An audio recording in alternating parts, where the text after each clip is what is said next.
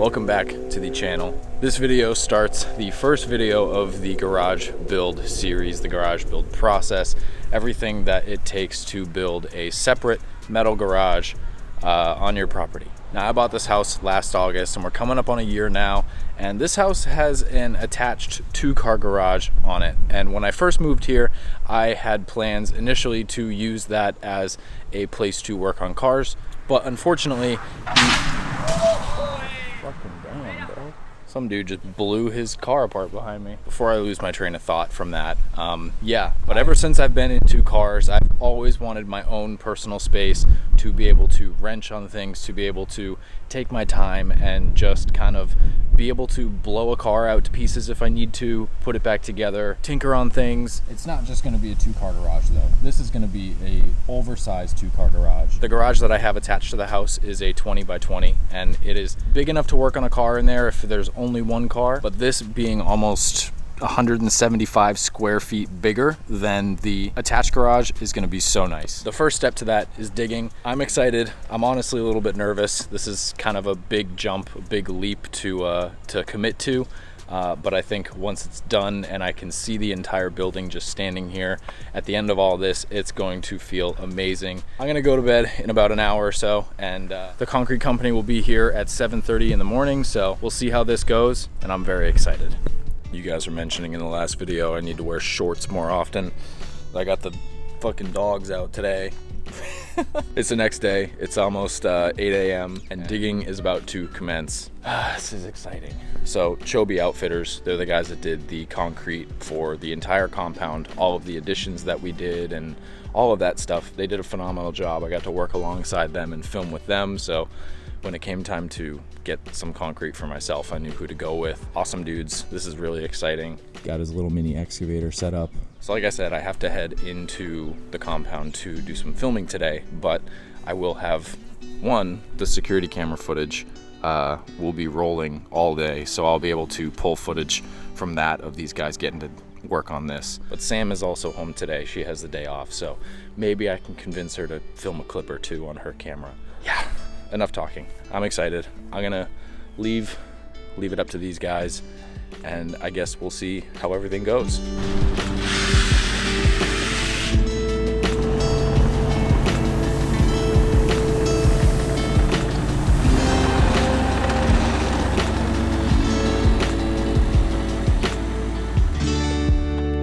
The rest of the crew showed up about 40 minutes after I left, and the first thing that they did was check my measurements and make sure that they were right, and of course they weren't. So they gave me a quick call and made sure that I got exactly what I needed, which for the concrete is 23 by 26. And you can see they're starting to scalp the lawn and the surface dirt and stuff like that. They can't really use any of that, and plus the yard kind of needs to be leveled anyways. So I'll use that dirt and grass and stuff to kind of create a ramp to get in and out of the driveway, and then I'll add some more grass or gravel or something on top of that. But here you can see they pretty much got everything scalped in like 35 minutes real time. The security camera footage worked out perfect for this. I honestly couldn't be happier. It just, I didn't know that I was planning on doing this when I mounted the camera, and it ended up being in the perfect spot to capture all this stuff. So here you can see they're just flattening out the surface level here.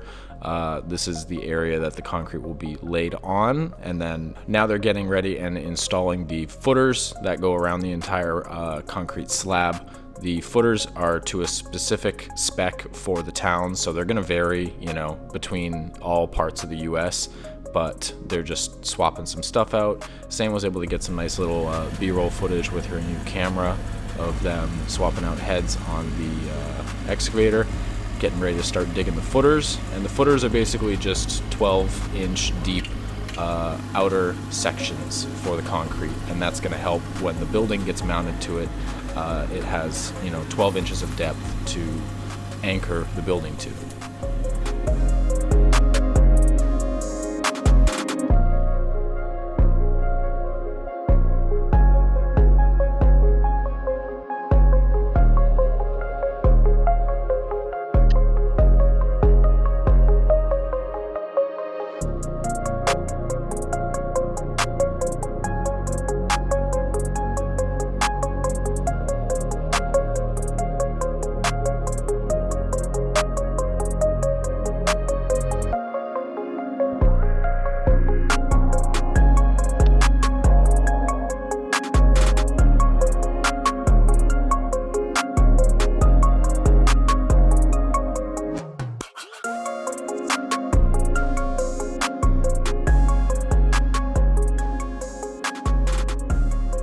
So I don't plan on narrating this entire video. I want you guys to be able to just watch this and have it be satisfying without listening to me the entire time. But basically the footers are all dug and they just kind of went over everything, made sure everything looked good. And this guy here is spraying pesticide. This is something that the town requires for termites and things. You have to get a certificate afterwards, and then when the inspector comes out to inspect the forms and all of this before the concrete gets poured, they need to make sure that you have that certificate as well. So here you guys can see the guys just covering it up with plastic, taping that down. The concrete will get poured over this, but that also helps seal in the pesticide and kind of keeps any bugs in the future from springing up.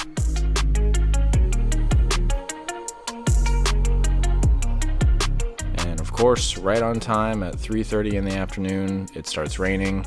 Typical Florida, but thankfully the guys were pretty much done at this point, so they just wrapped it up and headed out, and I was able to see it as soon as I got home. All right, it's the end of the day. I'm on my way home.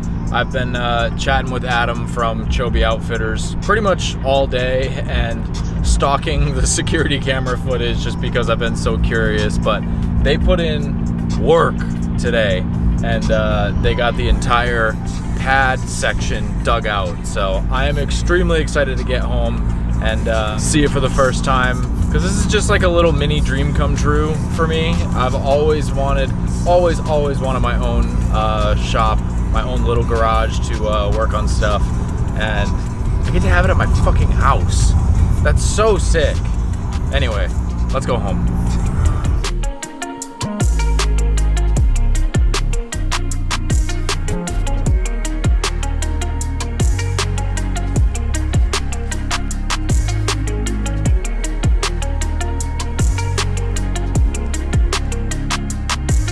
This looks ridiculous.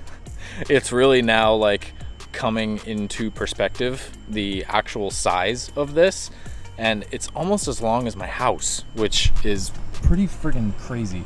Like if you exchange that section for this little bit of distance here, like it's only maybe 4 feet shorter than the entire width of the house. The fact that I'm able to squeeze this back here and it be legal is really wild. But anyways, I just got home. This is the first time me seeing the slab, the base dirt, and the footers and everything done.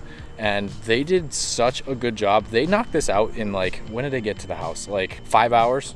5 hours or so. They did this entire setup. And it was just 2 guys and an excavator. Like, that is insane. I know a lot of you watching this may want to do this in the future and you're curious on what the costs are, at least for me. So this slab, this concrete slab that we're gonna pour in this video, cost me $6,500. That includes them coming out here, them digging and doing the footers and rebar work, spraying for pesticides, and adding the concrete. There was a $400 additional pump fee for the concrete because they can't get the truck back here, so they're gonna use a pump to get the concrete into the dugout here.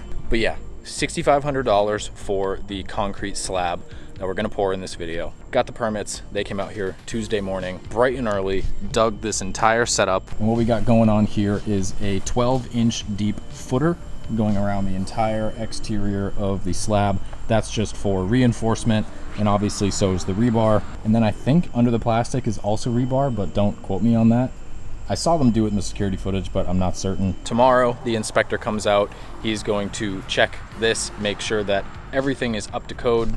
All of the distances are correct from the fence lines. Footers look correct, and the fact that it was sprayed. So because I have all of that done, it should pass. I don't see why not. But that's step 2, is getting the inspector out here to approve of the build, and so far it looks awesome. Tomorrow I'll probably throw in a clip of the inspector coming around and narrate that, just so it's in this video. It's a part of this whole process and everything, so it makes sense to document it. But this looks awesome. I can't believe that this is going to be a garage. Like, it's actually insane to think about. Something else I realized earlier today is this is going to significantly cut down on my lawn mowing time, which is kind of nice because this backyard's pretty big and I just have a push mower.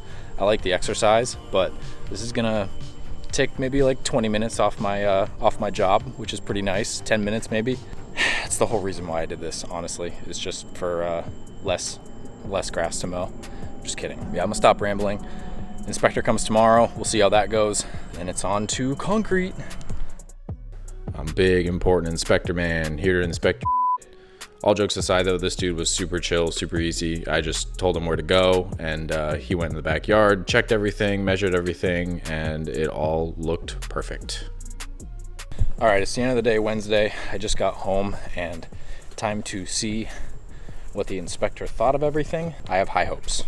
So for me, I had to leave the paperwork outside, which I saw him grab in the video, so I'm gonna have to blur out my address, but look at that.